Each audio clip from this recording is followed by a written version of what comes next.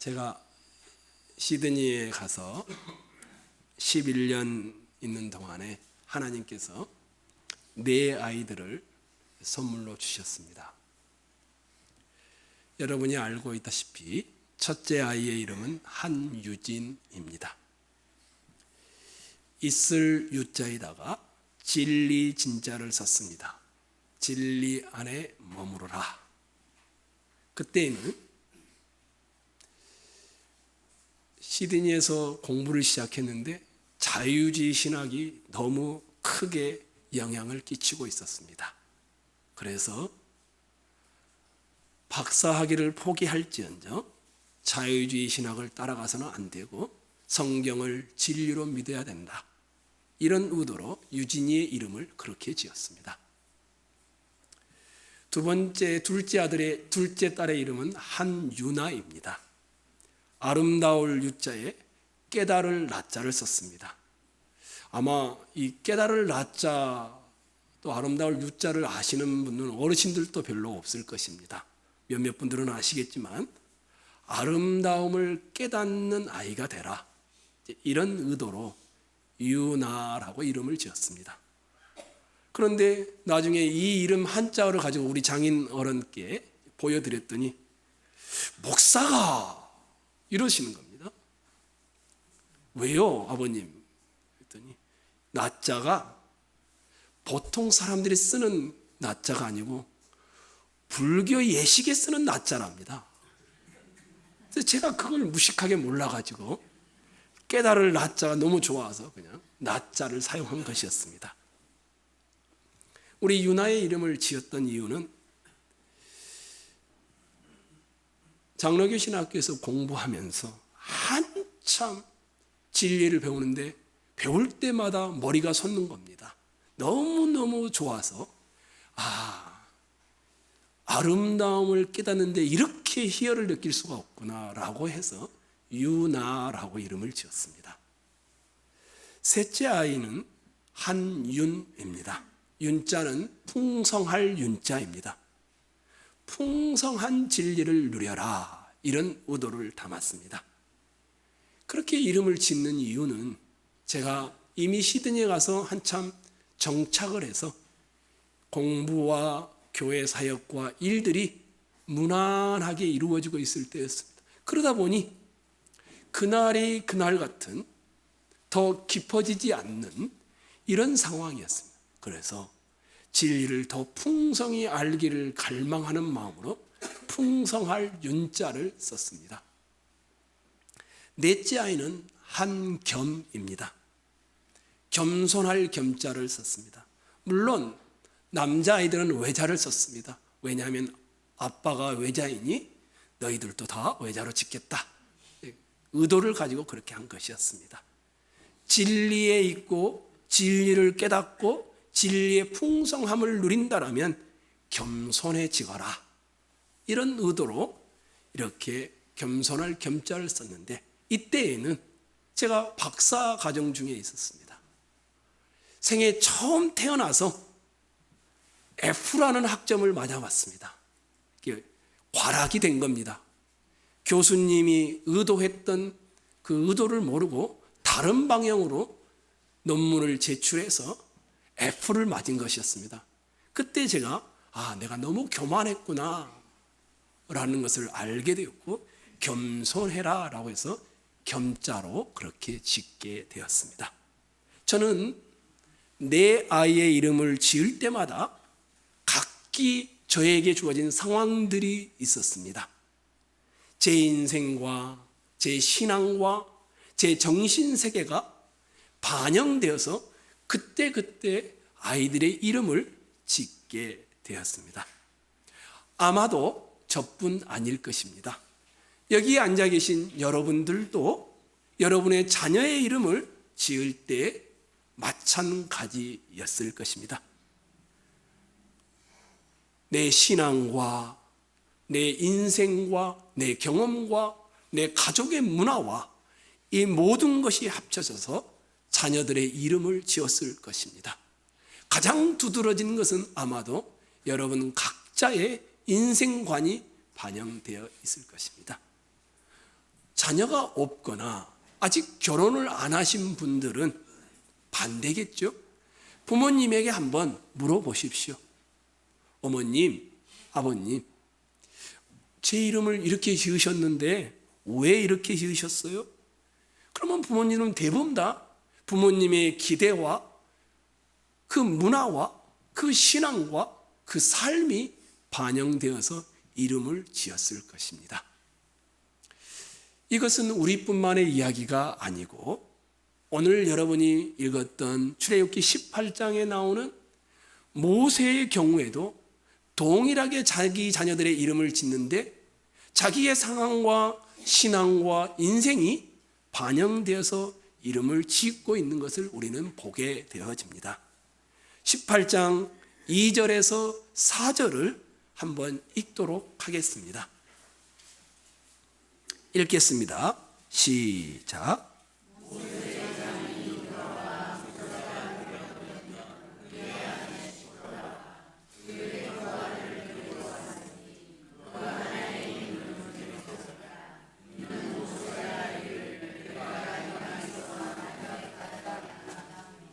하나의 이름은 엘리에셀이라. 이는 내 아버지의 하나님이 나를 도우사 바로의 칼에서 구원하셨다 함이라. 모세의 장인 이드로라는 사람이 모세의 아내인 십보라와 두 아들을 데리고 모세에게 찾아가는 장면이 오늘 전체 본문의 내용인데, 이 모세의 장인이 하나님이 모세와 그 백성을 구원했다는 소식을 듣고 찾아가는데 갑자기 모세의 아들들의 이름이 나오고 그 해석들이 등장하고 있습니다. 모세의 아내의 이름은 뭡니까? 십보라입니다. 모세의 첫 번째 아들의 이름은 뭡니까? 게르솜입니다. 모세의 두 번째 아들의 이름은 뭡니까? 엘리에셀입니다. 이드로가 데려온 모세의 두 아들의 이름을 출애굽기 18장에서는 소개하는데, 첫 번째 아들의 이름을 게르솜, 두 번째 아들의 이름을 엘리에셀. 그런데 우리말 성경에는 잘 나와 있지 않지만, 왜냐하면 이는 그렇게 지은 이유가 있다라는 것을 밝혀주고 있습니다. 이 게르솜이라는 첫 번째 아들은, 게르는 나그네라는 뜻입니다. 숑은 샴이라고도 불리우는데 거기서라는 뜻입니다. 미디안이라는 광야 이방 땅에서 나그네가 되었다, 이렇게 해서 게르솜 이렇게 지었던 것입니다. 무슨 말입니까? 게르솜 하면은 모세가 자기의 처량한 신세를 설명하는 처지를 보여주는 내용이었습니다. 처음에는 얼마나 서글프고 처량했겠습니까? 애굽의 왕자였다가 하루아침에 도망자 신세가 되어 그 호화로운 생활을 버리고 미디안 광야에서 양을 치는 목동으로 있게 되었으니, 게다가 살인자이니 돌아갈 기약이 없습니다. 낯선 타국에서 유배생활 아닌 유배생활을 하게 된 것이었습니다. 이런 처지에서 아내를 만나 결혼하게 되니 내 처지가 너무 불쌍하다, 그래서 이방에서 나그네가 되다라는 의미로 게르솜이라고 짓게 되었습니다. 얼마간의 시간이 흘렀는지는 잘 모르겠습니다. 시간이 흐르자 모세는 자신의 삶에 대하여 다른 눈으로 보기 시작하게 되어집니다. 지난 세월들이 게르솜, 슬프고 처량하고 내 신세를 한탄했었는데 그게 아니라는 겁니다.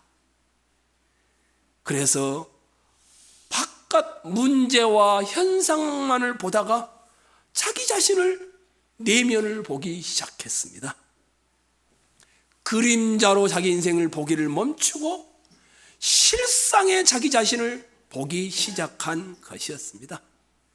자신의 처지가 아니라 자신의 생명에 대하여 생각하기 시작했습니다. 한때는 가장 지혜로운 교육을 받았고 통치의 교육을 받아서 내 판단이 옳을 것이다, 내 판단이 맞을 것이다, 그래서 그렇게 판단하고 해서 도망치게 되었었는데, 그래서 내가 생명을 유지하고 있다라고 생각을 했었는데, 돌아보니까 그게 아니었던 것입니다. 다름이 아니라 하나님이 자기의 실상이라는 사실을 알게 된 것이었습니다. 그래서 둘째 아들의 이름을 뭐라고 한 줄 아십니까? 이름이 뭡니까? 엘리에셀입니다. 엘리에셀은 뭘까요? 엘리에셀은, 엘리는 나의 하나님 이럽니다. 에셀은 나의 도움이시다 이런 뜻입니다. 직역을 하면 나의 하나님은 나의 도움이시다. 그러니까 처음에는 너무 찬양하고 자기 인생이 서글퍼서 게르솜 이렇게 이름을 지었는데, 시간이 얼마를 흘렀는지 모르겠는데 돌아보니까 이게 처량하고 슬픈 인생이 아니고 그림자로 보았던 인생에서 실상으로 보기 시작하니까 엘리에셀인 겁니다. 내 인생에 하나님이라는 실상이 있었다는 것을 모세가 보기 시작한 것이었습니다. 그래서 이 중요한 깨달음을 얻고 나니까 둘째 아들이 태어나니 엘리에셀, 나의 하나님은 나의 도움이시다, 이렇게 이름을 짓게 된 것이었습니다. 모세가 게르솜에서 엘리에셀로 이렇게 이름이 바꾼 데는 한 가지가 있습니다.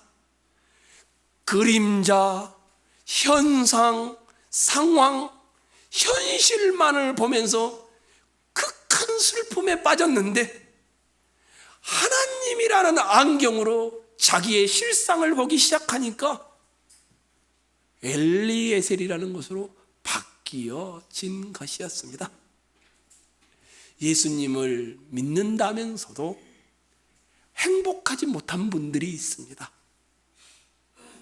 그 이유는 자신의 상황을 밖에 있는 이 그림자로만 보기 때문입니다. 눈길을 돌려 자신의 인생 뒤에서 자신의 인생을 만들어가고 있는 식상이신 하나님을 본다라면 달라질 것입니다. 한번 생각해 보십시오. 사망에서 생명으로 옮겨진 것이 여러분입니다. 사단의 노예에서 하나님의 아들과 딸이 된 것이 여러분입니다. 한번 생각해 보십시오. 아무나 믿을 수 없는 십자가가 나에게 믿어진다라는 것이 하나님이 아니고는 할 수 없는 일 아니겠습니까?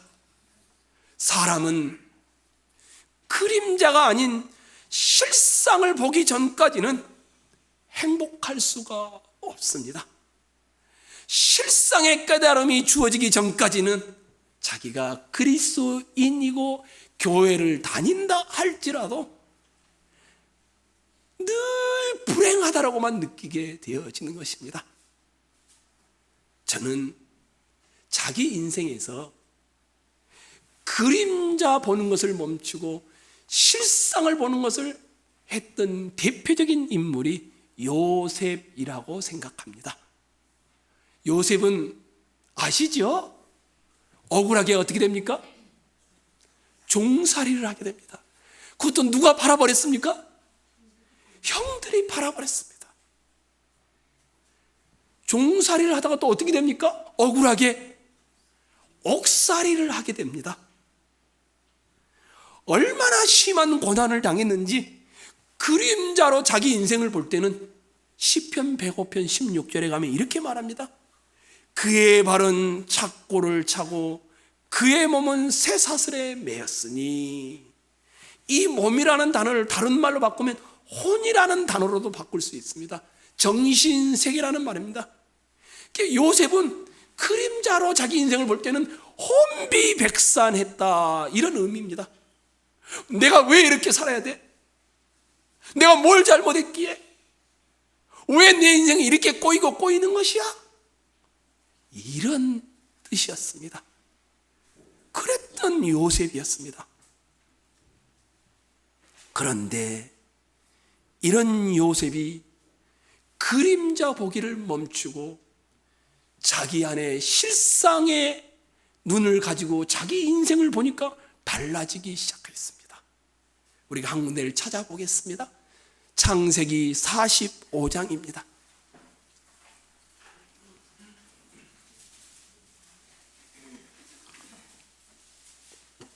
옆에 분들도 찾아주시면 좋겠습니다. 창세기 45장 5절에서 8절입니다. 여러분이 한번 5절을 읽을까요? 창세기 45장 5절입니다. 자, 읽겠습니다. 시작.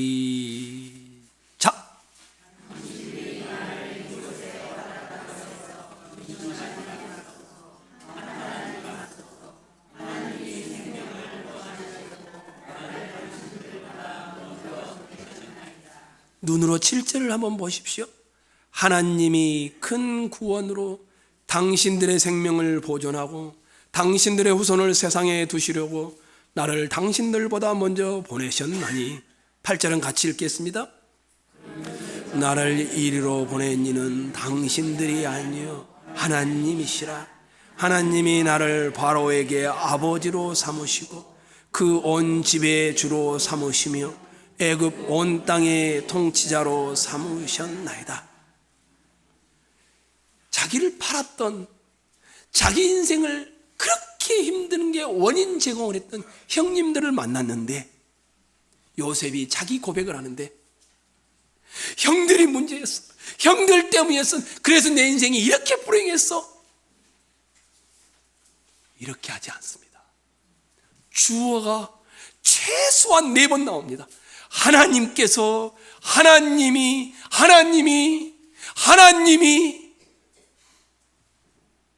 나를 이 곳으로 종살이하게 했고, 하나님이 제수가 되게 했고, 하나님이 나를 총리로 만드셨고 애굽의 통치자로 만드셨다.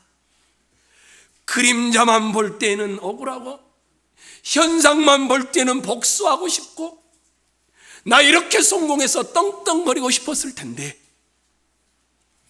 요셉이 자기의 실상을 보기 시작합니다. 하나님을 자기 인생에서 보기 시작하사 다른 해석이 나옵니다. 형님들이 나를 판 것이 아니고 하나님이 나를 애굽으로 보내신 것입니다. 보디발의 아내가 나를 제수로 넣은 것이 아니고 하나님이 나를 제수가 되게 하셨습니다. 요셉은 나중에 아버지가 죽고 나서 보복을 두려워하고 있는 형들에게 이렇게 권면합니다. 창세기 45장이시죠? 50장으로 한번 가볼까요? 50장 19절입니다.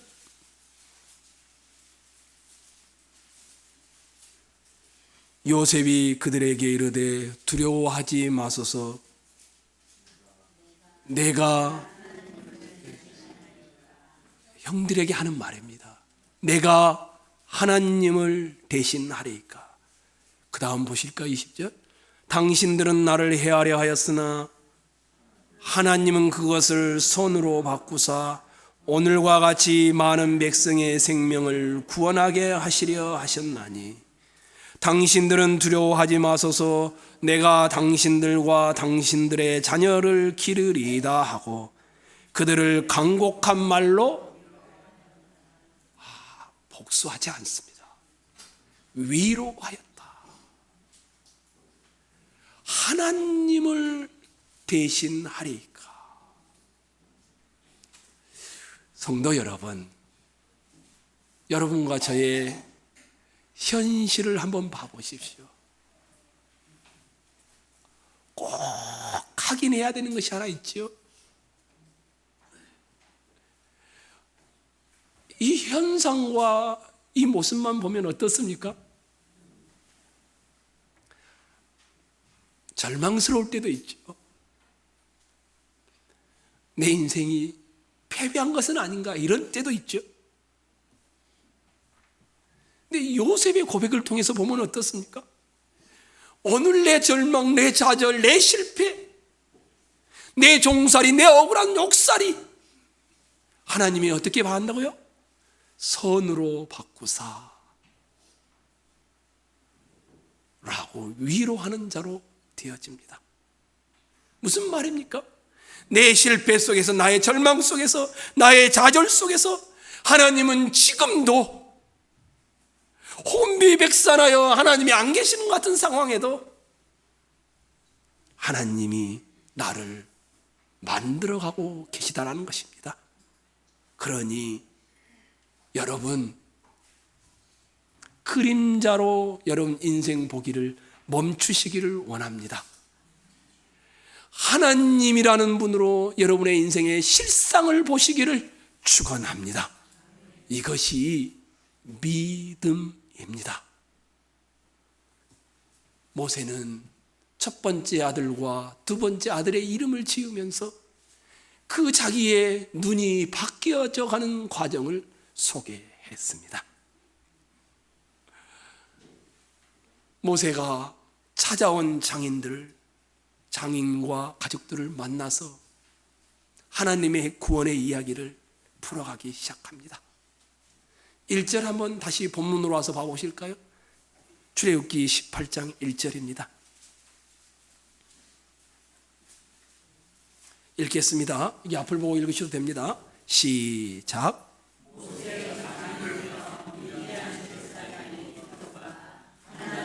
모세에게와 자기 백성 이스라엘에게 하신 일 곧 여호와께서 이스라엘을 애굽에서 인도하여 내신 모든 일을 들으니라. 자, 첫 번째 문장은 하나님이 모세에게와 자기 백성 이스라엘에게 하신 일. 두 번째 문장은 곧 하나님이 모세와 이스라엘에게 하신 일이 뭐냐? 여호와께 이스라엘을 애굽에서 인도하여 내신 모든 일, 구원해 내신 일이죠. 이것을 이드로가 어떻게 했다고 합니까? 마지막 들으니라. 구원의 소식을 듣고 이드로가 모세의 가족들을 데리고 모세를 찾아간 것이었습니다. 5절과 7절 한번 봐보시죠. 5절에서 7절. 여기 앞에도 나오겠죠?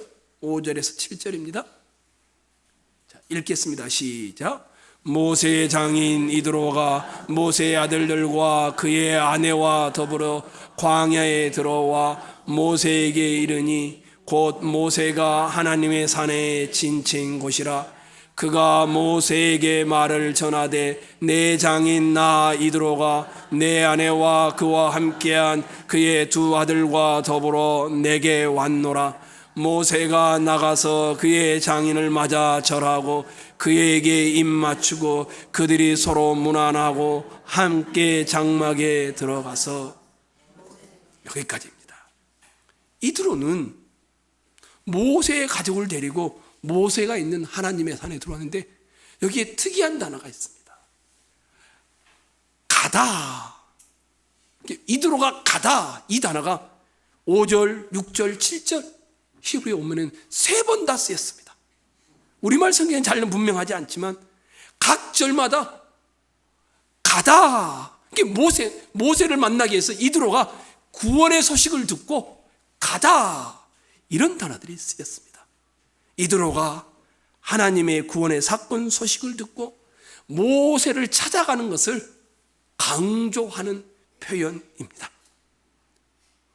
구원의 소식을 듣고 이드로는 그 모세를 만나기 위하여 가다 이렇게 말을 하고 있습니다. 아, 그렇다면 구원 이야기는 결코 나만 알고 있는 개인의 역사로 끝나지 않는구나. 이드로에게 누가 가서 모세가 가서 전도한 게 아닙니다. 누군가를 통하여 간접적으로 들은 것입니다. 그리고는 그 모세를 만나서 구체적으로 확인하고 보기 위하여 찾아온 것이었습니다. 이방인 중에 아말렉처럼 이스라엘 백성들을 물어뜯고 등쳐먹고 약탈하려고 하는 사람도 있었지만, 똑같은 이방인이었던 이 이드로는 하나님의 구원 소식을 듣고 가서 모세를 만나 확인하는 반응을 보이고 있습니다. 좀 더 구체적으로 볼까요? 9절 한번 봐보십시오. 여러분 성경의 9절. 이드로가 여호와께서 이스라엘에게 큰 은혜를 베푸사 애굽 사람의 손에서 구원하심을, 그 다음 단어가 뭡니까? 이드로가 구원하신 소식을 듣고는 기뻐하여, 기뻐했습니다. 10절 한번 봐주십시오. 여기 앞을 보시죠. 이드로가 이르되 여호와를 뭡니까? 기뻐한 다음에 뭐 한다고요? 찬송하여. 11절 한번 봐보십시오. 기뻐하고 찬송한 다음에 11절. 이제 내가 알았도다. 여호와는 모든 신보다 크심으로 이스라엘에게 교만하게 행하는 그들을 이기셨도다. 기뻐하고 찬송하고 이드로가 그 다음에 뭐합니까? 신앙 고백합니다. 여호와는 모든 신보다 크도다. 교만하게 행하는 자들을 다 벌하시는 분이시구나. 이걸로 끝나지 않습니다. 기뻐하고 찬송하고 신앙 고백하고 12절 한번 봐보십시오. 모세의 장인 이드로가 무엇을 가져왔습니까? 번제물과 희생제물을 하나님께 가져오매. 무슨 말일까요? 기뻐하고 찬송하고 신앙 고백하고 예배했습니다. 번제물과 희생제물은 예배할 때만 쓰는 겁니다. 그 다음에 뭘 한 줄 아십니까? 아론과 이스라엘 모든 장로가 와서 모세의 장인과 함께 하나님 앞에서 뭐 했습니까? 떡을 먹어요. 예배할 뿐만 아니라 아론과 장로들과 함께 펠로십을 합니다. 교제를 한 것이었습니다. 구원의 간증을 듣고 기뻐하고 찾아와서 기뻐하고 찬송하고 신앙 고백하고 예배하고 교제합니다. 꼭 한 사람이 예수 믿는 가정을 다 보여주는 겁니다. 하나님의 우리를 향한 구원 사건은 한 사람의 숨은 이야기로 절대로 끝나지 않습니다. 여러분과 저의 삶의 자리에서 일어나는 신앙 고백과 간증은 여러분 개인의 숨은 이야기로 잠식되지 않습니다. 누군가는 아말렉처럼 조롱하고 전쟁을 일으키고 멸시할 것이지만, 누군가는 이드로 이방인처럼 듣고 찾아와서 기뻐하고 찬송하고 신앙 고백하고 예배하고 교제하게 되어집니다. 가장 잘 보여주는 것이 있습니다. 마태복음 27장에 가면 예수님이 십자가에 달리셨습니다. 그런데 딱 두 부류가 등장합니다. 이렇게 되어 있습니다. 지나가는 자들은 자기 머리를 흔들면서 예수를 모욕하여 이르되, 성전을 헐고 사흘에 짓는 자여, 내가 하나님의 아들이거든 자기를 구원하여 십자가에서 내려오라. 대제사장들도 서기관들과 장로들도 희롱하여 함께 이르되, 저가 남은 구원하였으되 자기는 구원하지 못하는구나, 내려와 봐라. 이런 무리가 있었습니다. 그런데 바로 그 다음 구절입니다. 이렇게 되어 있습니다. 백부장과 함께 예수를 지키던 자들. 누구를 말할까요? 백부장은 누굽니까? 로마 사람입니다. 장교를 말합니다. 군사들입니다. 이방인들은 일어난 일들을 보고 심히 두려워하여 이르되, 이는 진실로 하나님의 아들이었도다. 십자가 사건을 똑같이 봤는데 종교인들은 멸시하고 희롱합니다. 똑같은 십자가를 봤는데 이방인 백부장은, 그리고 지키던 자들은 하나님의 아들이었도다. 신앙 고백하게 되어집니다. 구원의 소식을 듣고 모두가 다 거절하고 모두가 조롱하고 희롱하는 것이 아닙니다. 반대로 모두가 다 환영하는 것도 아닙니다. 여러분과 저의 주님을 만난 간증의 소식은 묻히지도 않고 세상 역사 속에 반드시 드러납니다. 그리고 그들은 반응합니다. 조롱하고 희롱하고 멸시하고 거절하든지, 아니면 기뻐하고 찬송하고 구원에 참여하고 신앙 고백하고 예배하고 교제하든지,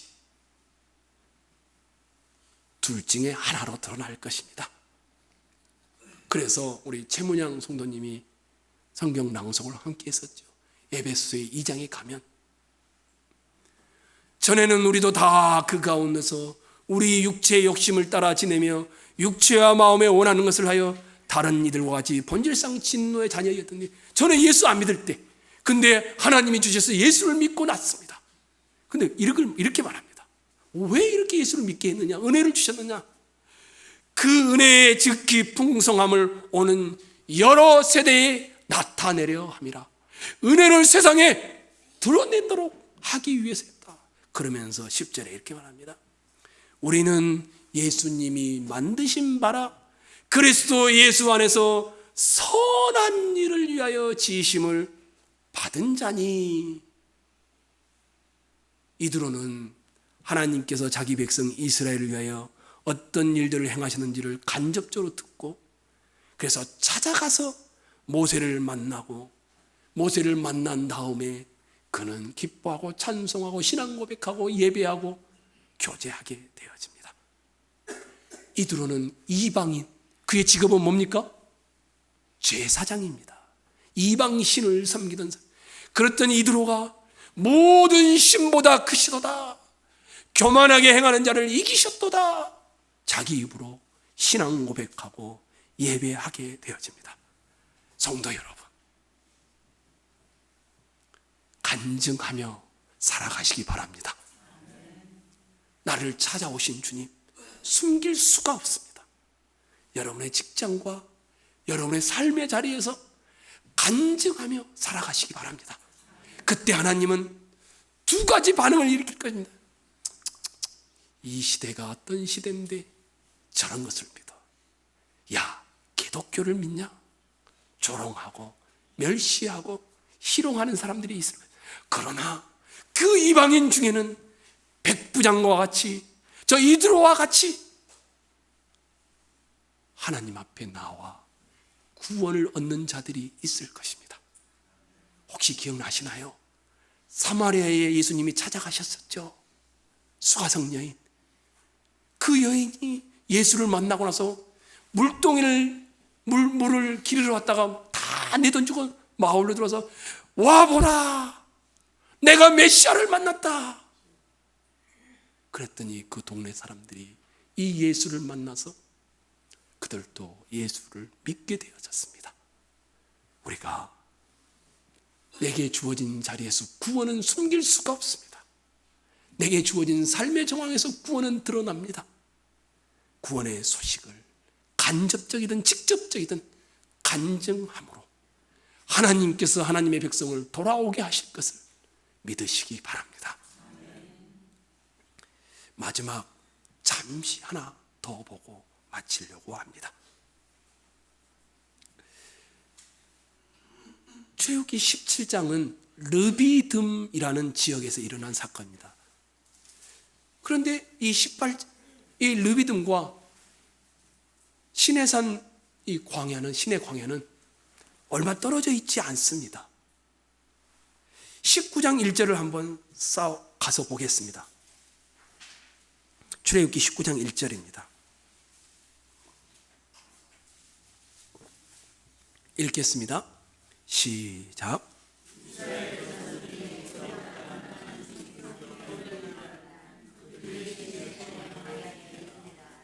19장은 시내산, 그것도 광야에, 좀 더 구체로 보면 중턱에 텐트를 친 장면을 묘사해놨습니다.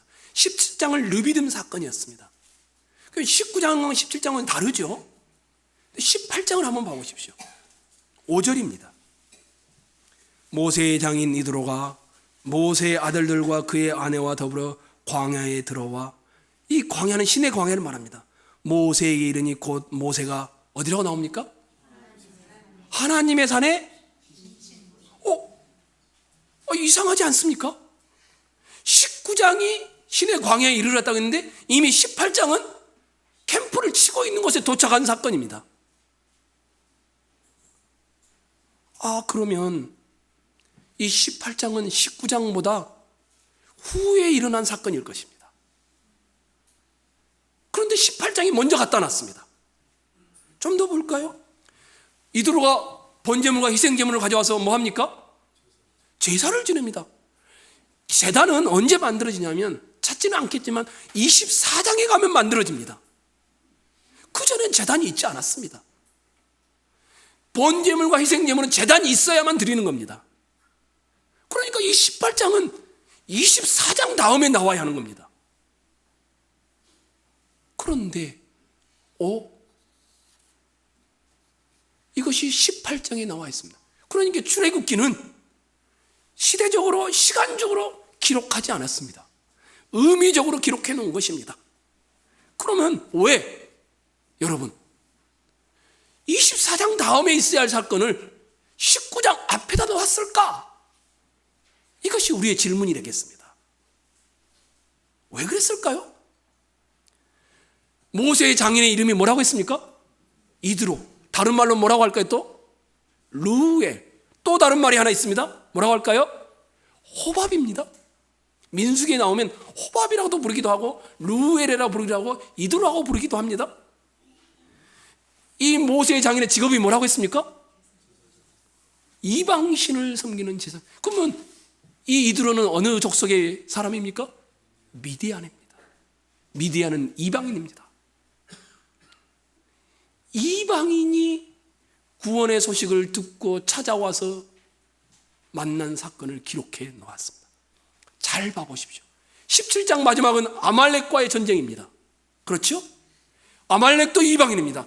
이방인 중에 하나님의 구원의 소식을 듣고 빼앗고 약탈하고 조롱하는 무리가 있는 반면 18장의 이방인은 와서 신앙 고백하고 예배하고 그 하나님을 찬양합니다. 비교를 해놓은 겁니다. 아말렉과 미디안의 이드로, 이 둘을 비교해 보라는 것입니다. 그럼 그 의도는 무엇일까요? 그 의도는 무엇일까요? 가장 잘 드러난 몸이 이드로가 모세를 만나 예배하게 되는 장면이 어디에서 하는 겁니까? 18장 5절을 봐보십시오. 18장 5절입니다. 한번 보고 읽을까요? 읽겠습니다. 시작.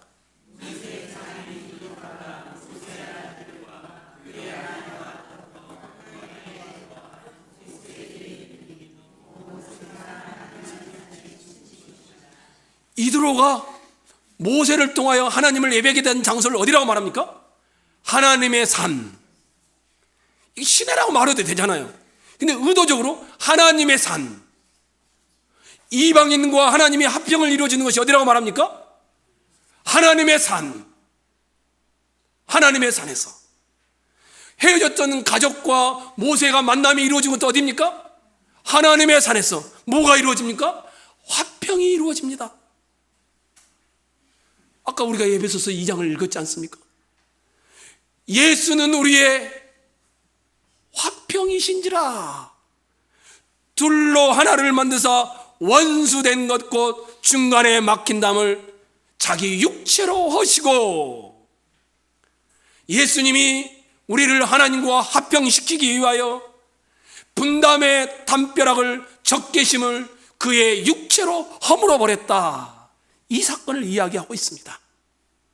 하나님의 산에서 간증의 소식을 듣고 하나님과 이방인 사이에 화평이 이루어지는 것을 기록하고 싶어서 이 구약의 교회가 이제 막 출발하는데 이때부터 이방인들이 포함된다는 것을 알려주고 싶어서 의도적으로 24장 후에 나와야 될 것을 18장에 갖다가 말하고 있는 것입니다.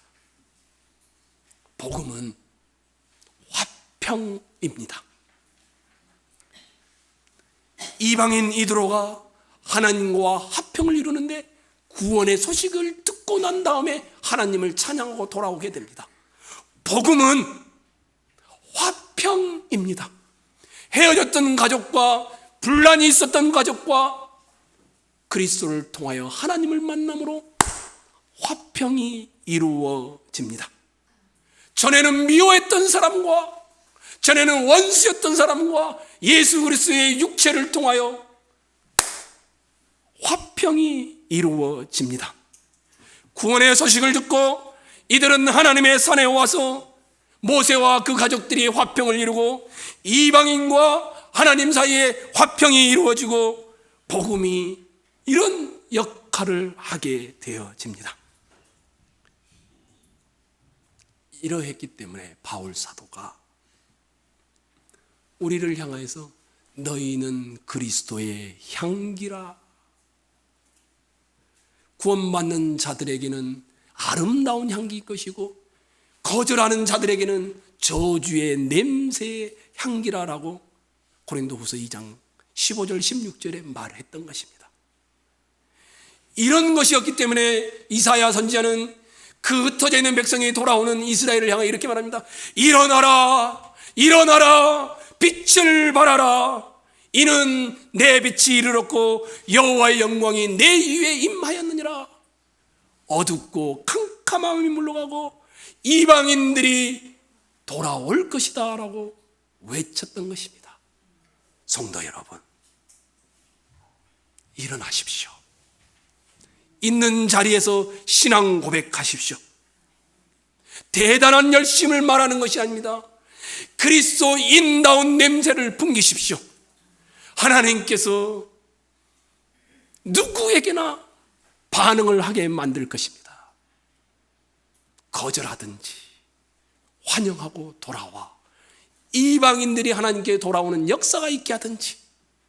그러니 여러분과 저는 수글고 숨기고 싶었고 드러내고 싶지 않았던 이 하나님을 만난 간증을 내게 주어진 곳에서 드러내기를 원합니다. 다른 말 하지 마십시오. 나 주님을 만났어. 나 예수를 만났어. 나 주님을 만나서 죄 사함 받았어. 나 주님을 만나서 그림자 인생을 멈추고 실상의 인생을 살게 돼서 너무 행복해. 이것을 나누십시오. 그때 하나님께서 이방인들이 돌아오게 하시며 화평이 이루어지게 하실 줄로 믿습니다.